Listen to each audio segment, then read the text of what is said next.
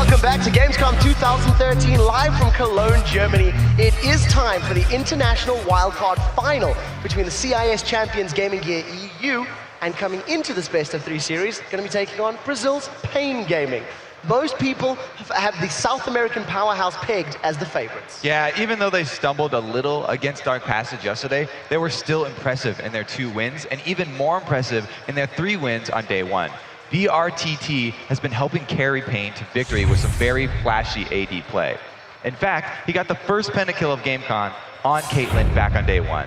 Pain's other damage dealer is the mid laner Cammy. He's consistently making plays for his team by catching people off guard, just going at them when they least expect it. And we'll have to see how well he does today, because Kami and Pain are going to be gumming up another mid laner who is a playmaker, Gaming Gear's Mazarin. Mazarin really showed off his Orianna skills yesterday, making big play after big play in their sweep of team immunity. On day 1, his Gragas was really on point too. He had a Baron steal with that Gragas, and they also turned around in their last game, Wednesday, with an explosive double kill at Baron. So he's had a lot of action around that Baron pit, using those AoE spells to great effect. Even though they lost to Pain in their group stage matchup, Mazarin had a really decent game on Orianna as well. While Cammy registered his highest death total for any match here at Gamescom, even though they beat Gaming Gear. Well, we'll have to see how this works out. Even though Gaming Gear dropped their first head-to-head showdown against Pain, now that they've seen the Brazil's champions played a few times in a few more matches, Gaming Gear is confident that they know how to put the hurt on Pain Gaming. Amanhã a gente vai jogar contra a Game Gear EU e a gente tem que analisar bem o que eles fizeram hoje para conseguir uma estratégia boa para amanhã.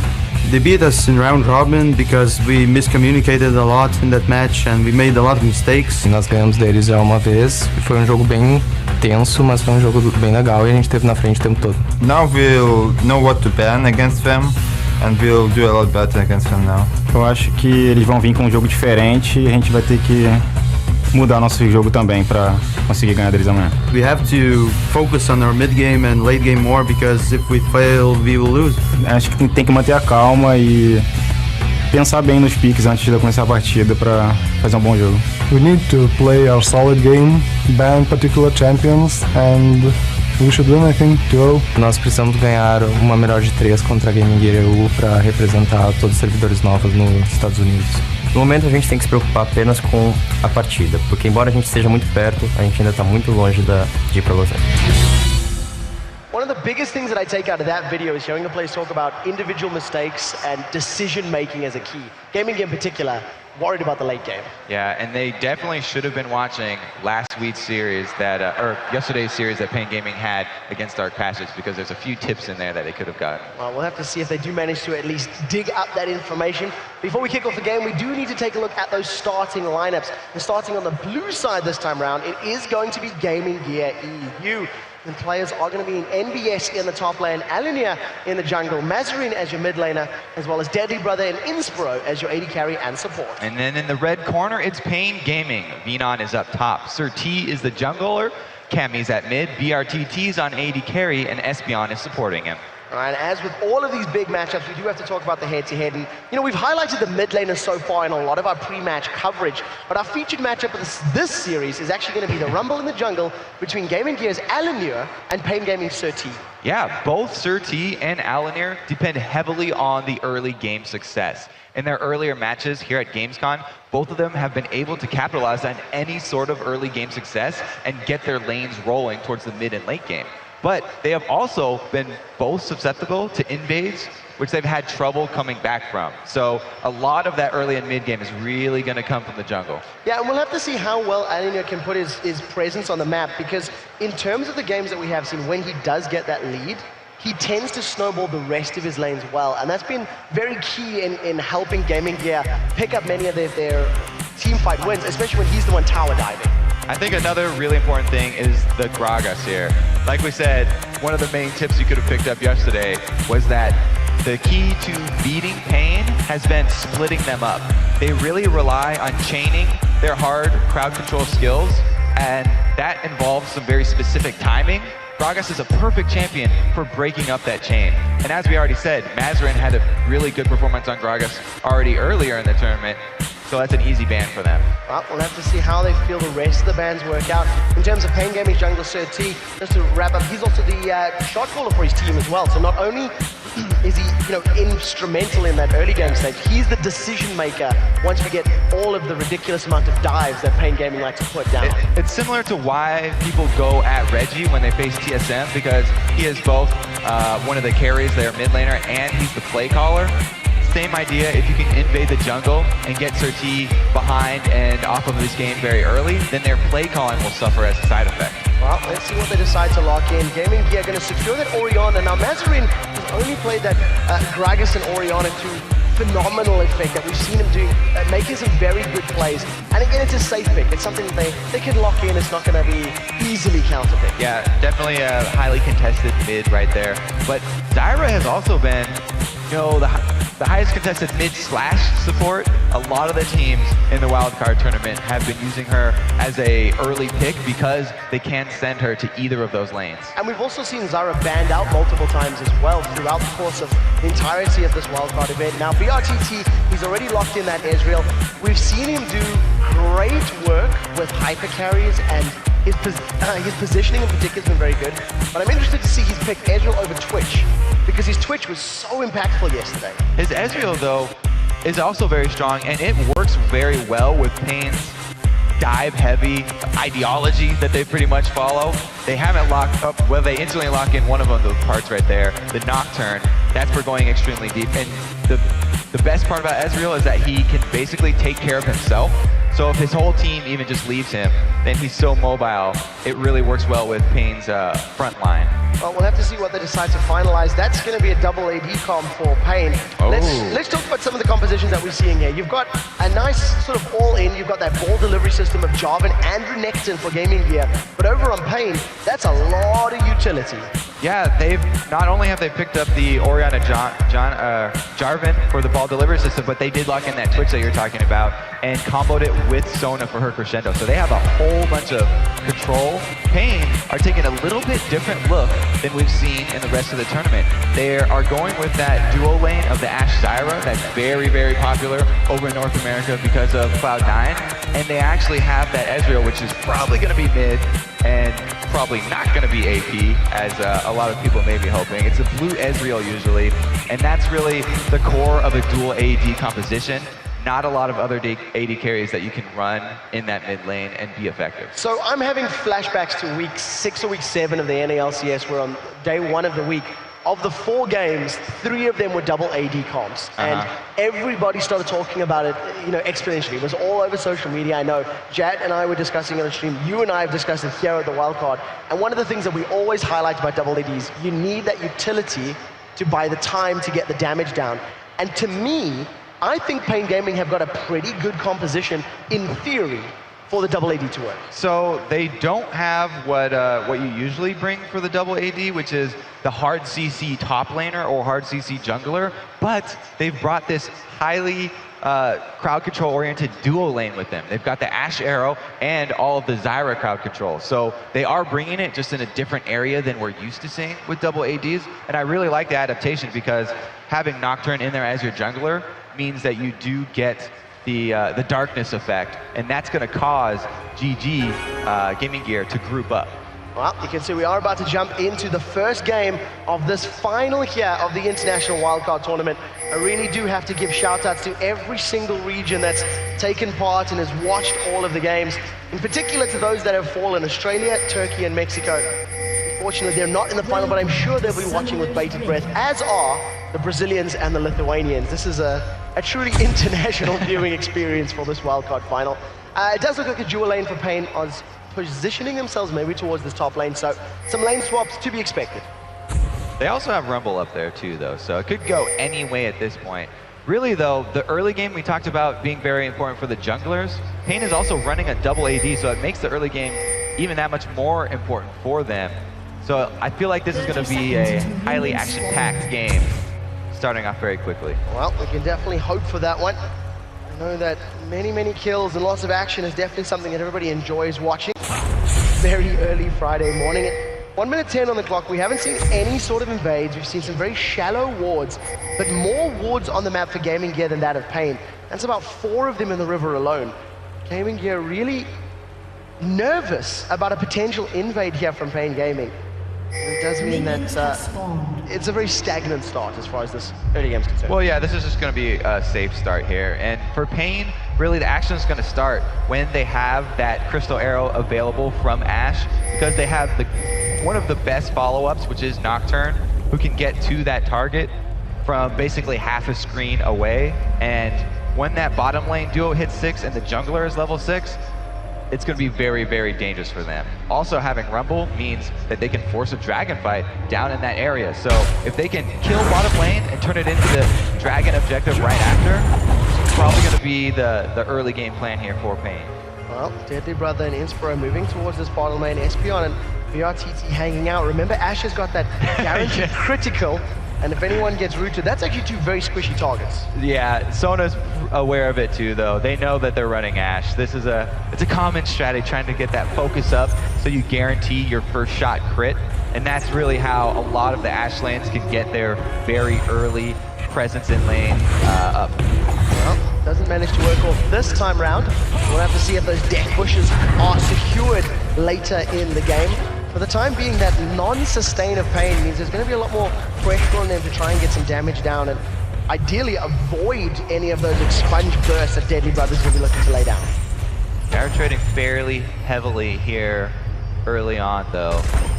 It looks like the Sona is going to be a very worthwhile support as she can chain those heals over and over. Well, let's take a look at this mid lane, because Orianna versus Ezreal, we've seen more and more AD Ezreal's mid. It's still sort of a fringe composition. It's not something that you see every week of games, but it is a matchup that I think both of these players will be well aware of, and you'd have to imagine that the early game coming, maybe the auto attacks could put some pressure down. You see NBS has been caught out just a little bit. Coming in from Here comes the early game jungle pressure too. The Ignite is down, it's down to 200 HP, and Serti's just waiting for the flash. Doesn't manage to land the Dust Spring, so it doesn't look like he's going to get involved as far as the assist is concerned. And NBS is just taking him on a long walk. They're overheat, plus the flame splitter. And first blood actually gets secured by Serti. All right, so Serti is the first one to strike here. Jarvan's looking to answer down bottom, but there is a ward in that tri-bush. Serti's gank went right through a ward, by the way. It was just that Renekton was so far pushed up and already trading with Rumble that he was able to close in, and he didn't even have to add the damage there, just close off the escapes from Renekton so that he had nowhere to go. Well, at the very least, NBS was able to save his flash, so realizing that he's done for, he manages to hold on to that summoner spell. And we'll see whether or not Venom can use that assist gold, a little bit of time in the lane alone, to at least get an item advantage for future fights. This may be Alanir getting a little bit hungry and a little bit desperate for that early game pressure. We talked about how both of them love to get the very early start, and it's already causing him to look for alternate routes for his ganks. This one is a very well thought out route because he's bypassed all the wards bottom lane, and with that blue buff, he has the cooldown reduction to wait for his EQ combo to come right back up before going in for this gank. It's a very well set up gank. Take a look at the HP of Deadly Brother and Inspiro, though they are fairly low. Deadly Brother cannot afford to take any combos of damage. All the better for baiting, though, Quick Shot. He has barrier as well. Here comes Jarvan. Now we'll see if we can get the knock-up. This is the key. Manages to get some auto attacks down. Throws up Ashe into the air. Deadly Brother is not involved in this fight yet. And we see Alinea just pounding away on BRTT's ass. He's down to 105 HP. BRTT gets away with 17 hit points and walks himself out of the game. Alinea did not want to flash in for that last hit because of being worried about that Zyra snare grabbing him under the turret. Didn't want to be able to answer there. But that was really probably the low health of Deadly Brother was the reason that he was so far back and he didn't get any damage off in that gank. He didn't actually go for the bait that I thought he might try, being that he still had barrier available. But in the end, they don't have enough damage to finish off the gank. Well, Alinea, unfortunately, not able to get a kill or even summon himself out of that bottom lane. Knight was burned. That's not the end of the world. We do see NBS's return to this top lane. He's actually quite quickly pushed that lane back towards Ben and Sally, even though he died first and it was sitting on his side of the river for a little bit of time. So NBS definitely signaling his intentions to stay very deep in Pain Gaming's territory. And they don't want to let all of their lanes get pushed. because a mid Ezreal is usually looking to push the lane up to contain the mid lane of their opponents, and then make use of his mobility with his Arcane Flash to be able to escape any jungle ganks that do come mid, and get a lot of very early tower pressure. Well, we'll see if it works out for them, as we did see Sir T once again moving himself closer towards that top lane. He's currently sitting at level 5. He's toying with the idea of another kill here. Oh, Venom is starting to overheat. He's going to be auto-attack magic damage down. Dustbringer lands. Unspeakable Horror is going to throw MBS back towards the wall. That's a pretty decent equalizer, but MBS manages to sidestep it. Maybe a slightly different angle would have been more optimal. Well, yeah, decent equalizer, I don't know. We already had Sir T backing off of that gank, and it looked like Venom just wanted another kill there. Ends up using the cooldown, but it won't be that big because they ended up getting Renekton's ultimate out as well. He doesn't have that extra pool of HP to rely upon for any repeat aggression. And look at the ward placements here for Pain Gaming. They've got 3 near the top of the map, 3 near the bottom area of the map. They're definitely afraid of Alien's ganks and basically setting up this ring of vision to be completely aware of any potential dive-ins from that job. And he's taken the same route that he just took to get that gank from behind off on the bottom lane. The only thing is we have a new ward mid here, and it's an Ashe Zyra lane. They get a lot of free vision using the Hawk Shot and the seeds from Zyra. Well, as you see that Adenir was spotted, he was caught out, forced at least away from that gank. In terms of the early game, CS numbers are actually fairly close across the board. However, NBS and Mazarine with a small advantage over the counterparts. And it's interesting when you consider NBS died and Mazarine's dealing with basically an 80 carry, so you have to give props to Gaming Gear on a mechanical level at that. Yeah, I've consistently been impressed by Mazarine the entire tournament here. He's probably my favorite player on Gaming Gear. He always comes up with a strong laning phase and then amazing end game, just basically team fight making plays. Well, we're talking about the laning phase. Remember Pain Gaming who struggled, I think in every laning phase we've seen him take part in is Venom. He has tended and trended towards being behind in CS until now. So a big part of that has been that up until now, he's always used teleport as one of his summoner spells. So it reduces your combat effectiveness in that 1v1 situation. Now he's actually with Rumble and he has Flash Ignite. So he has all the power that he needs, plus he's gotten repeat ganks from Sir T that have been effective. Off to a very good start here. Even so, still losing in CS. Well, we'll have to see how it works out. The crystal arrow flies out, manages to land on the Sona. There goes Paranoia. The Fear Throw goes into throw down to the left. He manages to get rooted. That's another kill for Pain Gaming. And they just landed everything that they needed to. That's that combo I talked about, the Nocturne into the Ashe. If you hit the crystal arrow, he will be able to follow up on it every single time. And since you have Zyra as well, there's just way too many snares there. And we talked about how important the early game was going to be for Pain Gaming, and with 2 quick kills on the board, as well as a pretty decent laning phase thus far, it's working in their favor. I do want to touch on VRTT's Avarice Blade in a second. As you can see, Alenia has moved to this top lane. Yeah, Ashe has been able to basically go to that bottom lane and escape all the ganks while going with a gold item here. This is going to be a 3-man gank, though. They are definitely looking for this dive, and NBS does have his ulti back up, so he can actually tank that turret fairly effectively. Well, Venom does have Flash available. Down comes Alenia. He's taking a tank. Command Protect goes down. That equalizes much better. The knockup does not land, however, and Alenia forced to flash to safety. Mazarine and NBS combo down the damage and pick up the first kill of the game for the Lithuanians. Valiant attempt to survive right there by Venom, but ultimately unsuccessful. There was just 3 people. They didn't even have to wait for a minion wave. And they actually lost out a lot on that mid-turret pressure. We were talking about Ezreal already looking to push that turret early anyway. Now he's actually had Sir T come in to help him out. We just now that Inspiro very close to dancing with wolves for a moment.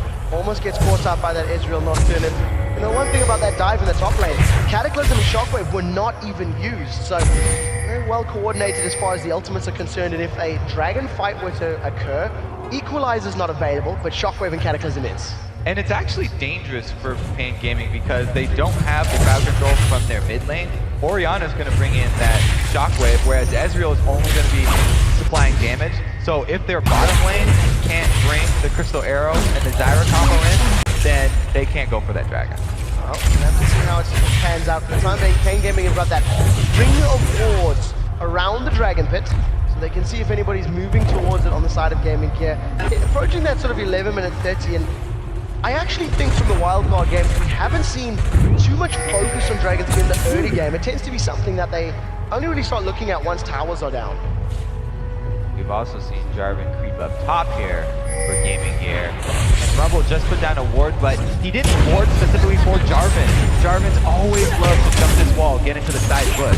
He warded like he was warding for a regular jungler here. He might be good. Oh, slam dunk comes down. Venom's been locked in. Equalizer gets thrown out. There's going to be at least some damage putting down. He starts to overheat. There's not going to be any more electro harpoons coming out as Venom continues to try and escape. The true shot bars from across Alina MBS. That's a flash forward for MBS. He gets the stand down. Dominus damage not enough. One slice continues to chase. The shield comes up. This Culver Meek manages to close out the kill. Now MBS realizes he's maybe able to chase with the command protect.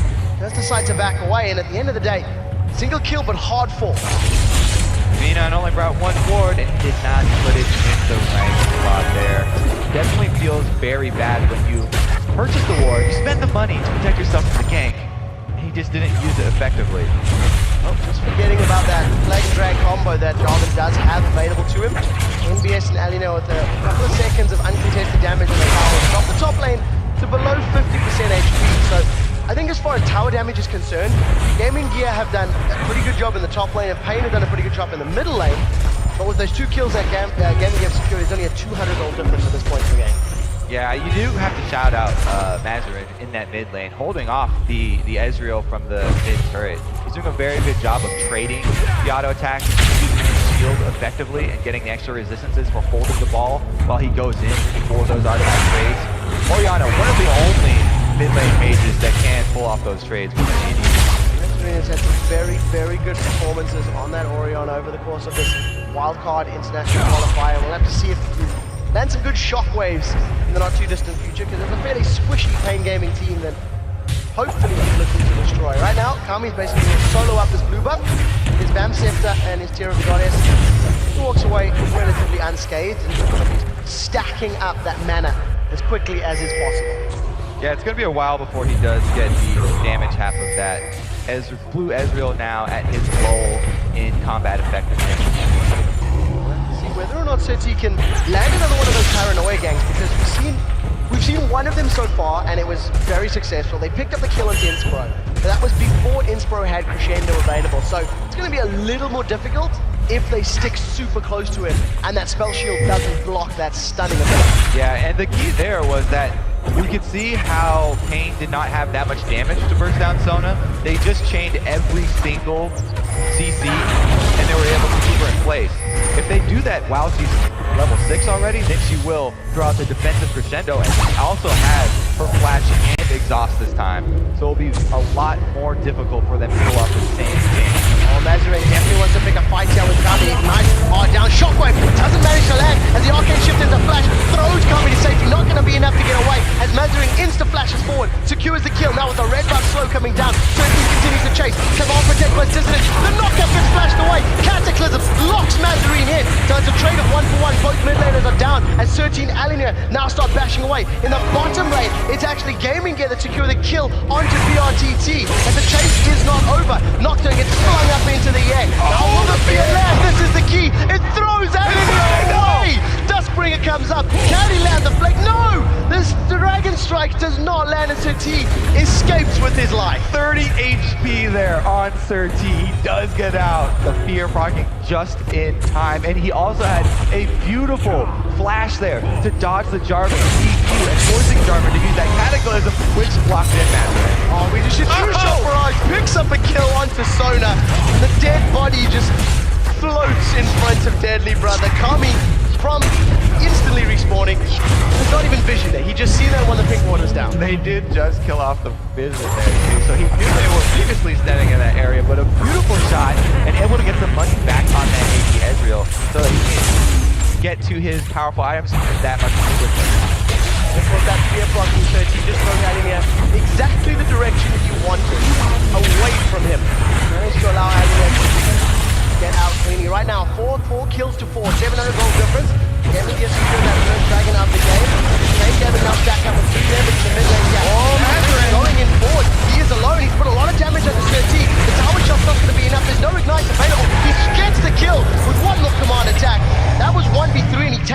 for a very long time. He did delay that tower pick, but going 1 versus 3 is impressive.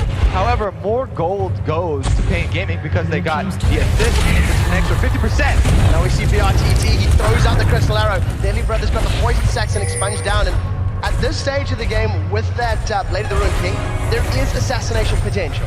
And Blade of the Ruined King cooldown much shorter than Crystal Arrow, so it's always worth his while to go in for that assassination attempt. Even if he does get stunned up and he can't finish it, being able to force out BRTT from the lane was very, very effective there. Plus, he doesn't have to worry about the long-range Crystal Arrow into Nocturne Paranoia combo on his Sona that now does not have her summoner spells. And unfortunately, Gaming Gear did lose their second tower of the game, so that's mid and bottom towers that have been dropped. We'll have to see how Pain Gaming decide to respond to this one. They still have to defend this bottom lane as Inspro and Deadly Brother putting a lot of damage onto Pain Gaming's bottom tower. And I guess if Gaming Gear decide to group up and actually force them to get the blue buff goes out, not a steal this time round, but a decent attempt from Kami, just a second early. Another blind true shot barrage right there, and he almost stole the second objective. That was calculated because he saw Orianna lead lane, knew that at that 17-30 minute mark, blue buff was ready and they were going for it. Oh, Kami's gonna tower dive this one. Paranoia comes out, shockwave pulls him backwards. He's dead before Nocturne can even arrive. Now Surti turns his focus onto Alinur, and Alinur just saunters on out of there, doesn't even burn the flash. A very good combo for Gaming Gear. That'll teach him to try and steal away my blue buff. That was a beautiful combo that's very, very hard to escape the Jarvan and Orianna. That's why we always talk up that delivery system, just for the reason right there. It's so effective. Yeah, even in Ezreal with that arcane shift was not able to put enough distance away. Now we have, we haven't really taken a look at the top lane since all of that early game pressure and ganks were taking place. Venom falling a little further behind. 20 CS ignites down on Surti in this mid lane, and Matherine just on a rampage right now, 5-2-0. He just chases Surti down and picks up what looked to be a very easy kill for him. Just such an impressive mid laner. All tournament long, he's been making those types of plays. Just solo kills, combo kills with Jarvan. He's really exerting the pressure and trying to answer back for his turret being taken.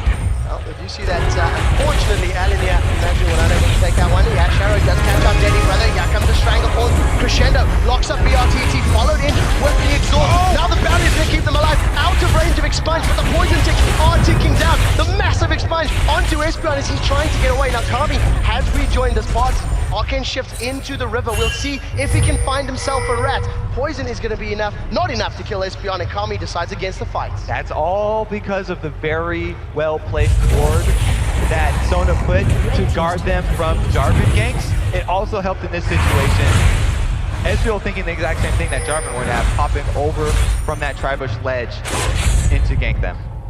So, with the fact that a lot of members have been pushed away and Kami being spotted in that bottom lane, Alinur has now decided to apply some focus onto this red buff. He's going to be able to secure a steal now, and the first two towers of the game has fallen in favor. There are no wards up here for Kenon either, and 3 members of Gaming Gear EU are in the area. Very good job by him, noticing that he's in danger and pulling back. So wisely moving away. He's not going to get fooled a second time in this setup. NBS doing a little bit of dirty farming, as we call it. Tower gets dropped and he's denying Ben at least a couple extra CS, a couple extra chunks of golden experience. As now Gaming Gear, in a matter of 2 minutes, secure 3 towers back-to-back, multiple kills, and I would imagine they're going to start setting themselves up for the next dragon fight. They will have the timer on it, and it's not too far away. Then we have an NBS heading over to the bottom side of the map now as well. I would expect Gaming Gear to be the ones forcing this, as Rumble is still up top, trying to push the lane back in their favor. And really the reason that we did see the cooldown up in that top lane of a lot less action going on is because once Renekton gets that Spirit Visage, there's not a lot that Rumble can actually do. Not only is it a bunch of magic resistant cooldown reduction, but Renekton gets a lot of healing from his Hold the Meek ability that he's able to keep on using in lane, and that boosts the ability by 20%. Well, you see that NBS has made it out of that lane with that 20 CS advantage, becoming a lot scarier as Dragon is now in 30 seconds going to be available. And you can see all of Gaming Gear have grouped up. Very crucially for Kami, he does have that Iceborne Water as well as the Mana is depleted. So if you've got a damage spike, there's no Neuromancer yet, but it's going to be impactful. And because Gaming Gear have grouped up so early, there are wards here from Pain Gaming, and they're seeing them group up, so they've basically showed their hand. Pain know exactly what Gaming Gear are looking for right now. Well, we'll see how Pain decides to deal with this one. They do have that incredible long-range initiation. Not only have we finished the Iceborne Gauntlet there for Ezreal, but there's also an Infinity Edge for Ashe, so they actually have the power spike that they would like for this dragon fight. We do see that Equalizer is available, Crystal Arrow is available. The question is, when do Pain Gaming decide to throw that one out? Gaming Gear are now finally starting off this dragon fight in his vision. This is very dangerous to go into the dragon pit when the other team has a rumble. Paranoia comes down, Equalizer gets thrown out, the Crescendo only locking up Venom. Now 13 is way deep. He's taking on every single member of Gaming Gear. He's going to be the first victim to fall. Now NBS is trying to find himself a Kami. Does not manage to land any stun. The rest of Gaming Gear have turned back into Dragon. Arrow down, Strangleforce down, Equalizer down. Advantage for Gaming Gear. The lack of hard CC that Pain brought really showing here. They weren't able to lock down a kill. And it just means that Gaming Gear secure the Dragon and a kill and walk away from this one. Very, very good trade for them. And Pain just didn't stack their ultimates together really at all. They did not have enough to finish that one off because they didn't stun anyone on top of the Rumble ultimate. So a lot of that damage over time did not find any target. Taking a look at the items, you see that BRTT, as you mentioned, it's got that Infinity Edge and the Avarice Blade. Has been sitting on that for a while. His opponent, Deadly Brother's got that pickaxe. The item that I really want to highlight here is that Mazarine's Oriana, he rushed, killed the goddess early, then went into that Zhonya's Hourglass, and now Morella Nomicon. And I recall earlier that Morella Nomicon almost replaced Athene's in some ways, in certain comps, but it's definitely not traditional. Well, it's when he doesn't need the magic resist. Athene's Unholy Grail is much better when you're up against another mage, but since he went against Ezreal, very easy choice for him to make. Well, we're going to pay off, especially in these extended fights, if that healing reduction debuff can help against the double AD carries. We'll see whether or not Mazarine can burst anybody low enough for that to come into effect. And it really showed in that last fight his ability to put the shield on both of Gaming Gear's tanks allowed even Alanir, who had not had any extra armor at that point, he just now has finished that rocket, which gives you a little bit of armor for yourself. But basically, he had both Pluto mobility. He doesn't even have Ninja Tabi or anything, and he was able to effectively tank both AD carries by making them play defensively and start kiting him. Now, there is one thing I do want to highlight about Gaming Gear, what we've seen of them throughout the tournament. When they are in a position like this, they have an advantage and they now need to press the enemy territory. Gaming Gear likes to tower dive, and it doesn't always work out in their favor. They've lost many, many fights by sticking a little too deep, a little too long. And we'll have to see if they've been able to figure out some of the communication issues and, well, issues not the right word, but communication problems that are resulting from those lost dives. Yeah, both of these teams actually very fond of diving. Here's the initiation. The arrow goes out and manages to land a Deadly Brother as Inspiro is actually flashing off to the side, or Mazarine rather. Unfortunately, the re-engage now comes out from Gaming Gear. They've locked up Inspiro. Strangleforce goes down, and that's brilliant.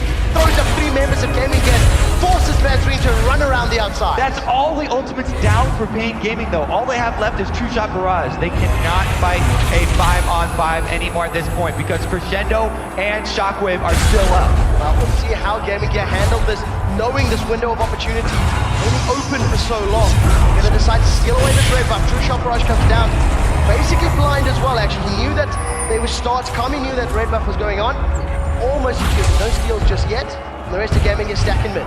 Finally, though, after 25 minutes, we have had the blue Ezreal get his power spike that he's been waiting for. Oh, Shockwave! They throw Ezreal up at the end. BRTT's the next focus. He's going to get shredded in the background. Finally gets taken down by a Dragon Strike. That's a double kill for Alanir, and that's going to be a tower.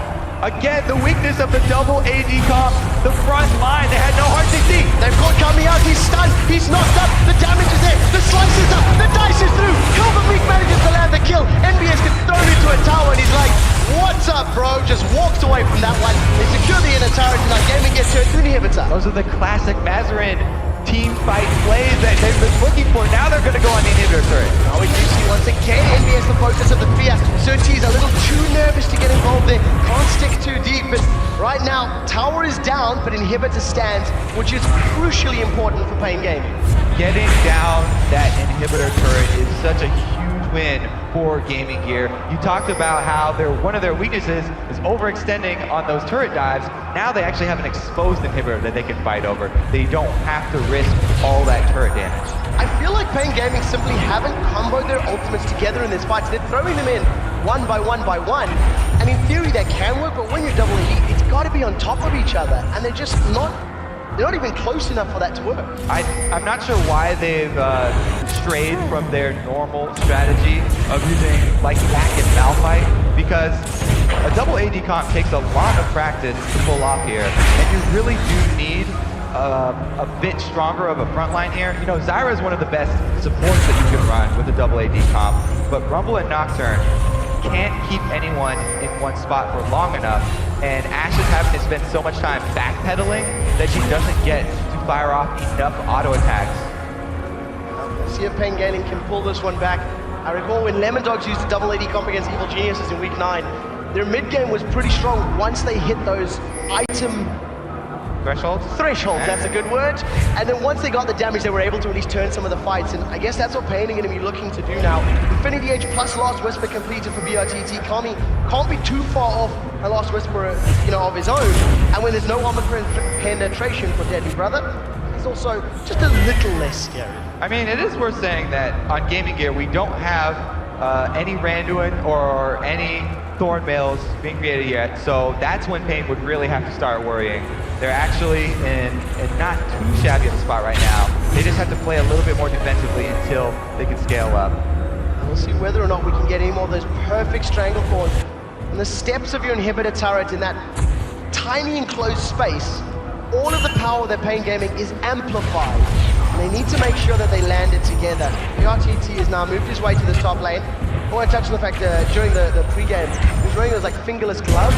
And I imagine in German climate, even though it's warm here, it's not quite Brazil temperature. So. Not quite. Plus he has to have his fingers free to eat those peanuts that he desperately needs. That's it. Yeah, big fan over there. So Pain Gaming right now, they find themselves 7,000 gold behind. They've stacked themselves up as a 5-man in this mid lane. And after taking 2 towers within the first 12 or 13 minutes of the game, they have not been able to secure another one. It's just so different from what we've been seeing from Pain all tournament long, which is what's been working.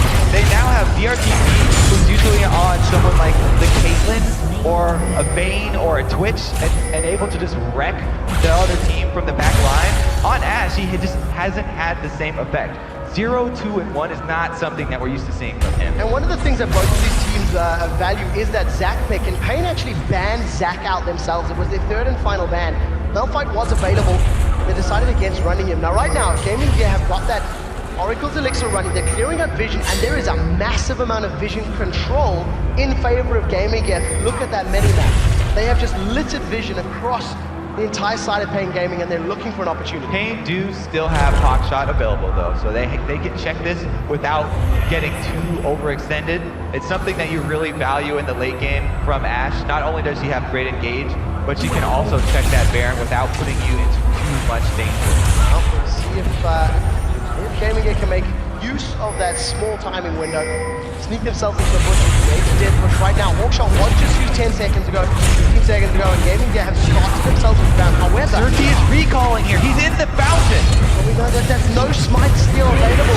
6,500 HP, and there goes the true shot block. That's going to reveal Baron, and I think it may be too late. Look on the minimap for the Crystallara, 1,000 HP, not even going to get thrown out this time round. However, Inspo is a little out of position. Crescendo goes down, doesn't manage to catch anybody.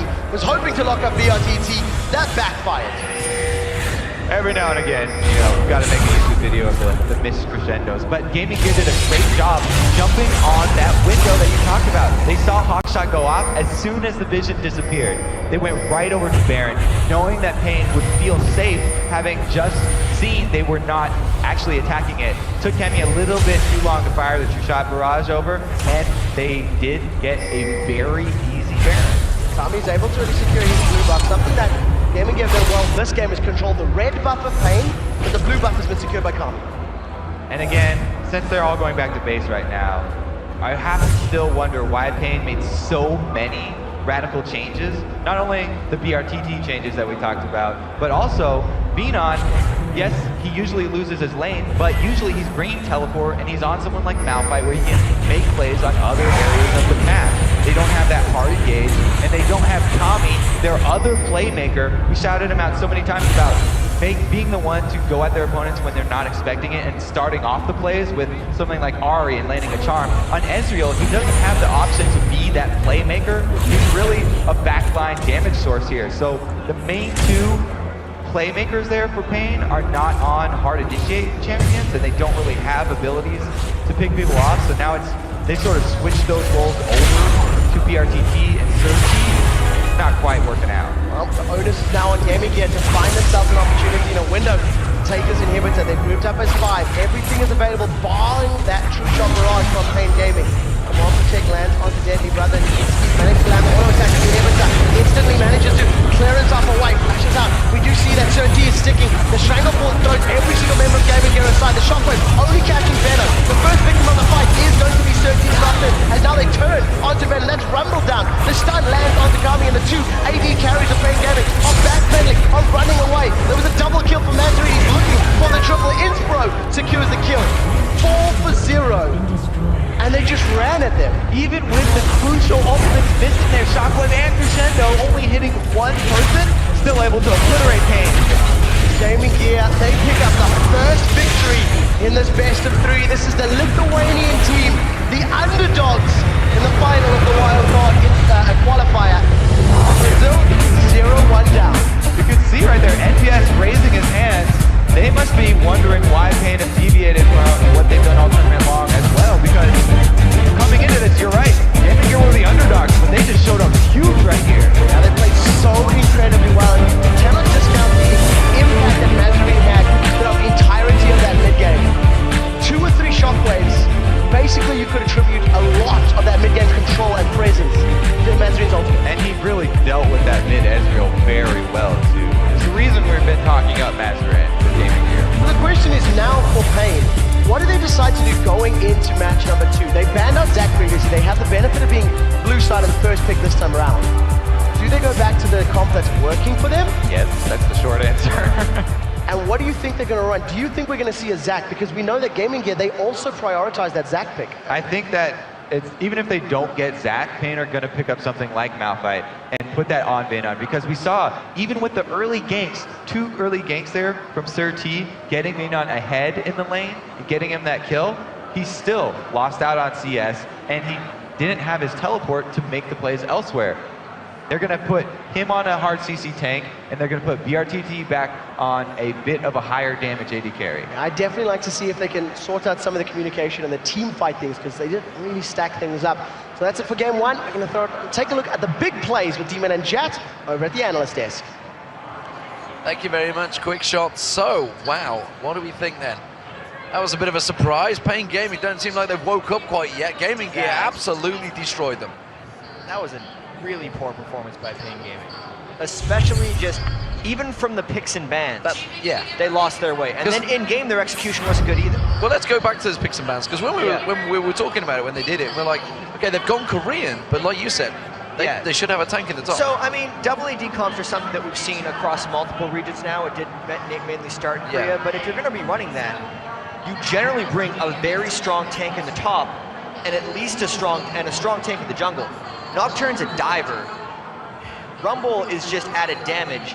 They didn't have the team comp to work. I think they had some idea that they were going to be able to land BRTT's Ash Arrow on top of an Equalizer, on top of Zyra stuff, and just kind of like give the world. But that's not how the game works. Like, it's very surprising that they tried this in such a big match when they'd had such success with dive compositions. And then they just flipped the switch and decided to do this. I mean, it actually started off pretty well for them, to be fair. You know, in the middle, they managed to get Mazarine pretty heavily ganked. Yeah, so I mean, the laning phase works out. I think one of the reasons so many mids have fallen in love with double AD compositions is because in their world, they're just like, yeah, I have so much freedom in the mid lane with Ezreal. I lane great, I out-harass people, and I'm ungankable. Yeah. Fantastic, I love this. But then as soon as they get into the teamfight phase, it becomes a little bit more of a problem, because you realize, wait a minute, all those things that normally protect me, or all those ways I normally initiate and blow up the enemy squishies, I can no longer do because I'm on Ezreal and my team doesn't have tanks. And let's talk about that top lane, because Venon's performance on Rumble is, without being too harsh, pretty questionable. And he's actually had, I mean, looking back, fairly questionable performances this whole tournament. In the semifinal against Dark Passage, not to take anything away from Fab Fabulous, but Fab Fabulous was destroying Venon that entire time. He, in one game kill versus Malphite, he was up like 215 to 100 minion kills. On Kha'Zix, we saw the pentakill that he actually got because he had such a strong laning phase and then carried on. And what Pain needs to do, in my opinion, when we get to what Gaming Gear's done in a second, is basically just pick better compositions that fit them. Venon isn't the strongest laner, so he has to pick teamfight initiation champions to let the other guys get going. Let everybody else get going. So we had a replay lineup for you guys. Let's move into that one because it was all about the team fight. I can't even think where it was now. Yeah, so basically this is an example of why Gaming Gear's composition worked. Right. It's basically this came right after Pain blew a bunch of ultimates to essentially do nothing to Gaming Gear because Gaming Gear just straight up avoided it. And now Gaming Gear decided that, oh yeah, by the way, we want to get fighting. And as Kobe pointed out multiple times, Mazarin had an amazing game. And this is really what started it. But not only when we see this fight, it's a very short clip. So when we see the shockwave go out, how easily and quickly it's followed up by Gaming Gear because they had so much strong initiation and tanks in their composition. Let's just roll this clip right now. You can see he catches 3 with the shockwave, and immediately Jarvan and Renekton can just go in. They didn't even land a crescendo. Renekton didn't even get his dice to be damaged, but they still picked up 2 clean kills off of that because they just had such strong initiation, and Pain had nothing to counter. How do they turn this around? They've got a couple of minutes between the break to gather themselves back together, figure out what they're going to do, because Gaming Gear came into this one with a clear idea. I mean, I think when Mazarin got Orianna, his eyes were lighting up already. I can't believe they've let me have this again. And we have to realize that Gaming Gear is getting stronger and stronger as this tournament progresses. Their very first game against Dark Passage was tough, and they barely pulled ahead when they had to pause and had to restart. Then they only lost 1 game all tournament, and that was to Pain, and that was a close one. They're the only team to 2-0 in the semifinals, and we've kind of been writing them off because we've been thinking, oh yeah, Pain's the favorite. Oh, Immunity, they really understand the game. Like, Gaming Gear they're the ones winning games, and we have to start thinking about that. 1 more and they're in. Just saying, they're running European style. You know, that's the main thing. They have practiced against a lot of the European teams. Do you think that's given them the benefit of the doubt, the experience that they've maybe gained here because they're in more developed scene? I mean, at least at the moment, since they do have access to all those developed players and developed scenes, yeah, I think it's giving them a bit of an edge because we look at a team like Pain right now who seems to have just immediately lost their identity, whereas Gaming Gear has been picking at least fairly similar things throughout, and I think that was a huge benefit to them and has been throughout the tournament. Yeah, I mean, they used to be known, Gaming Gear used to be known as Colon 3 in Europe, if anyone remembers them way back. I remember casting them, God, 2 years ago, back in Go for LOL days. You know, obviously, so a couple of different players there, but it's effectively the same team. They've been Gaming Gear for about a year. So these guys have been around for a long time. They've got a lot of experience, and maybe that's paying out. So guys, we've got to take a quick break, but when we return, Pain Gaming looks to take revenge on Gaming Gear. They need just 1 more game to earn themselves a trip to the World Championships in Los Angeles. Plus, Gaming Gear's manager, Arnold. Oh, this one's going to be a tricky one. Krasinkas. Sorry, Arnold. It's even not Arnold. It's Arnoldas. Thanks for putting the names like that in there. I prefer just to take a nickname. That would be a lot easier, of course. But he's going to be joining Sharks. I'm just going to say the manager will join Sharks. So to break us down, of course, the team's dominant performance, because they have had a very good dominant performance. They went 2-0 against Immunity as well. Stick around, guys. We're going to be back in 3.5 minutes.